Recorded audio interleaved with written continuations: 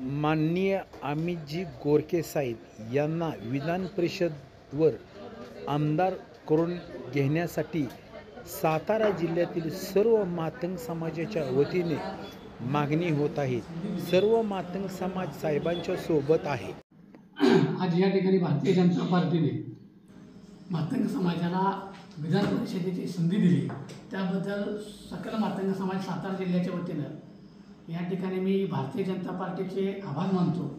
या ठिकाणी केंद्रीय नेतृत्व आदरणीय फडणवीस साहेब असतील, आदरणीय बावनकुळे साहेब असतील, यांनी एक सर्वसामान्य कुटुंबातील उच्च शिक्षित उमेदवार माननीय अमितजी गोरखे यांना जी विधान परिषदेची संधी दिली। आज या ठिकाणी 75 वर्षाच्या इतिहासामध्ये मातंग समाजाला कुठल्याही राष्ट्रीय पक्षाने विधान परिषदेवरती व राज्यसभेवरती संधी दिली नाही, परंतु भारतीय जनता पार्टीने मातंग समाजाला विधान परिषदेवरती जी संधी दिली त्याबद्दल भारतीय जनता पार्टीचं सातारा जिल्ह्याच्या वतीनं आणि सकल मातंग समाजाच्या वतीने मी जाहीर अभिनंदन करतो, आभार मानतो। परंतु जो दिलेला उमेदवार आहे त्याला निवडून आणण्याची जबाबदारीसुद्धा भारतीय जनता पार्टीने घ्यावी, की जेणेकरून सकल मातंग समाज हा पुऱ्या महाराष्ट्रातला भारतीय जनता पार्टीबरोबर कायम राहील। या पद्धतीनं मी भारतीय जनता पार्टीच्या उच्च नेतृत्वाला आदरणीय फडणवीस साहेब असतील, आदरणीय बावनकुळे साहेब असतील, यांना माझी विनंती राहील की आपण आदरणीय अमित गोरखे यांना जी उमेदवारी दिली त्यांना निवडून आणण्याची जबाबदारीसुद्धा पक्षाने घ्यावी, अशी सातारा जिल्हा सकल मातंग समाजाच्या वतीने मी या ठिकाणी त्यांना विनंती करत आहे।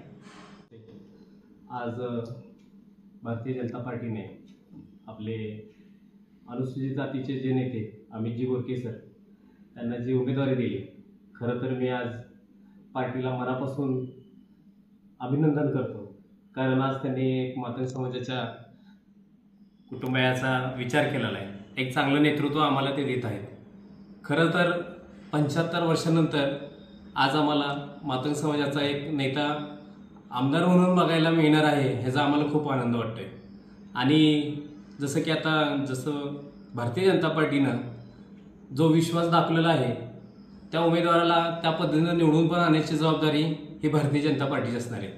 मी सातारा जिल्हा अध्यक्ष अनुसूचित जाती मोर्चा म्हणून हे सांगतो की आज सातारा जिल्ह्यातून अख्खा अनुसूचित जाती मोर्चा हा अमितजी गोरखे साहेबांच्या पूर्णपणे पाठीशी आहे आणि आमच्यासोबत भारतीय जनता पार्टीचा सर्व पदाधिकारी अमित गोरखे साहेबांना पूर्णपणे पाठिंबा देत आहोत आणि येणाऱ्या विधानसभेला त्यांना पूर्णपणे पार्टीने सपोर्ट करून त्यांना निवडून आणावं आणि लवकरच्या लवकर मातंग समाजाचा झेंडासुद्धा भारतीय जनता पार्टीमध्ये मोठ्या प्रमाणे विजयी व्हावा असं आम्हाला वाटतंय।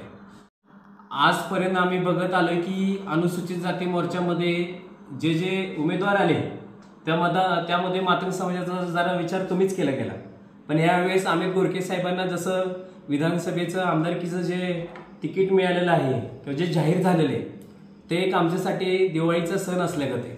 त्याच्यामुळे येणाऱ्या विधानसभेला मी एकच अपेक्षा करीन की भारतीय जनता पार्टीने आणि आमच्या महाराष्ट्राचे लाडके उपमुख्यमंत्री देवेंद्रजी फडणवीस साहेब, प्रदेशाचे अध्यक्ष चंद्रशेखर बावनकुळे साहेब, अनुसूचित जाती मोर्चाचे माजी राज्यमंत्री माननीय दिलीप भाऊ कांबळे साहेब यांना सगळ्यांना विनंती आहे की आपले जे उमेदवार आहेत अमितजी गोरखे साहेब यांना चांगल्या मताने उत्तम पद्धतीने निवडून आणावं।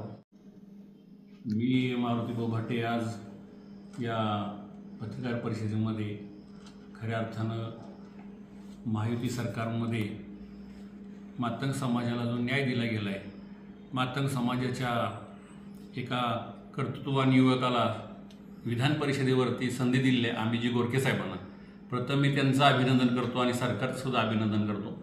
आणि भारतीय जनता पार्टीने खऱ्या अर्थाने एक चांगला निर्णय घेतला, कारण मातंग समाज हा नेहमीच हिंदुत्वाच्या बाजूनं पहिल्यापासून हिंदू म्हणूनच राहिलेला आहे आणि मतदानाच्या बाबतीत सुद्धा पाहिलं तर नेहमी भाजपसोबत दिसलेला आहे। आणि हे सगळं असताना आत्तापर्यंत तशा अर्थानं राजकीयदृष्ट्या मातंग समाजाला वंचित ठेवलं गेलेलं आहे। अनेक कारणं असतील, परंतु त्या दृष्टीनं जर बघता गेल्या 75 वर्षानंतर जर मातंग समाजाला न्याय दिला असेल तो भाजप सरकारनं दिलेला आहे। आणि मग हा दिलेला न्याय खऱ्या अर्थानं सार्थ व्हावं यासाठी माननीय अमितजी गोरखे साहेबांना निवडून आणलं पाहिजे आणि निवडून आणल्यानंतरच खऱ्या अर्थानं त्याचं चीज झालं असं आम्ही म्हणू आणि तो क्षण हा संपूर्ण महाराष्ट्रामध्ये सकल मातंग समाजासाठी हा सोनेक क्षण असेल।